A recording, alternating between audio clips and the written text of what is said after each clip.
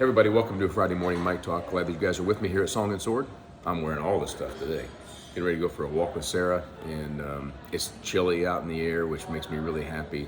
Long sleeves. I'll probably go get some gloves. My head, for obvious reasons, gets cold, and my hands get cold. I'm getting old. So I'll put a little knit hat on. We'll go out and just enjoy God's nature. It's been a good week. Hope you guys have had a great week. I don't know if you're finishing it up with school or work or what you're doing today. But God bless you as you go through the day. I'm praying for you. Text prayer to the number on the screen. I'm praying for you. And I'm hoping that you're praying with us every day at 1:49. I'll show you on my phone here. This is what I have set every day, 1:49 p.m. It's a reminder of Psalm 149, that with the high praises of God in their throats and two-edged sword in their hands, the people of God wage the war for God as we proclaim Jesus Christ. That's what this is all about. So pray for Song and Sword Church, pray for Song and Sword Online, pray for your pastors, all of that. In Jesus' name, join us to pray for God to do something awesome in Song and Sword. Glad you guys are with me today. We're gonna go to Revelation chapter 22, the end of the story that's written for us in the Bible. And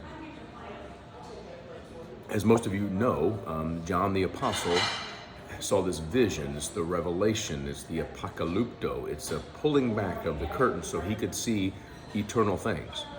And what the picture he paints in Revelation 22 is that of paradise.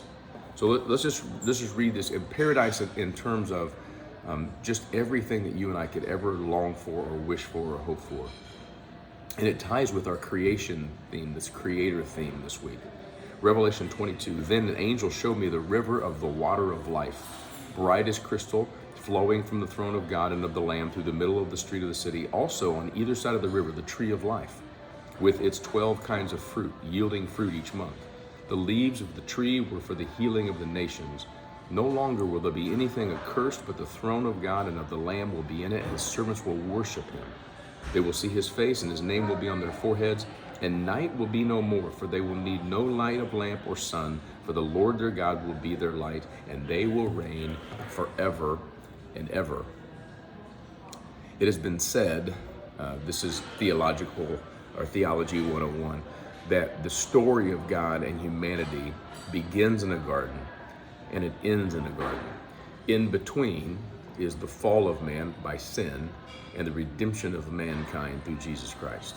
That's the story of the Bible. It starts in Genesis 1, which we preached last Sunday. Remember I said those two themes, light and life, come through.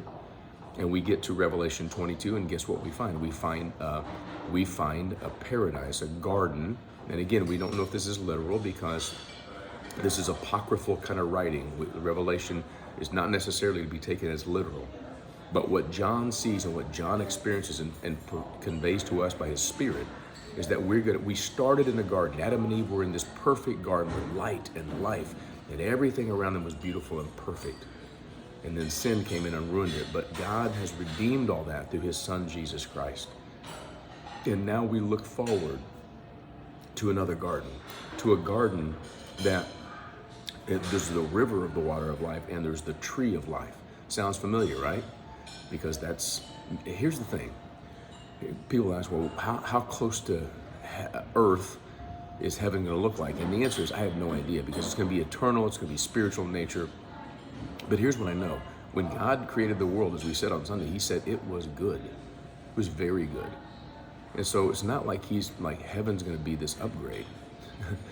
but heaven is going to be completely in the presence of God, completely, no sin. So imagine anything that's contaminated or polluted in this world is gone. There's no cancer, there's no colds, there's no sneezes or sniffles, there's no pain, you don't stub your toe, you don't hurt your back, you don't have a headache. All of those things are completely gone. And we are in this beautiful paradise. John paints this picture of us being in the presence of God, with his name on our foreheads, which signifies that we're his. And the life is there, the tree of life is there, the river of life is there, and the light is there, because the light of God, his Son Jesus Christ, fills the whole space. And This is the place we're going to. This is what God's creation. You know, Jesus said in John 14 to his apostles, I'm going to prepare a place for you. That's what he's doing. And that's where we're going. And when it's time, he's going to come back and get his bride. And we're moving into this garden. Happy Friday, kids. Go get a cinnamon roll. Love you.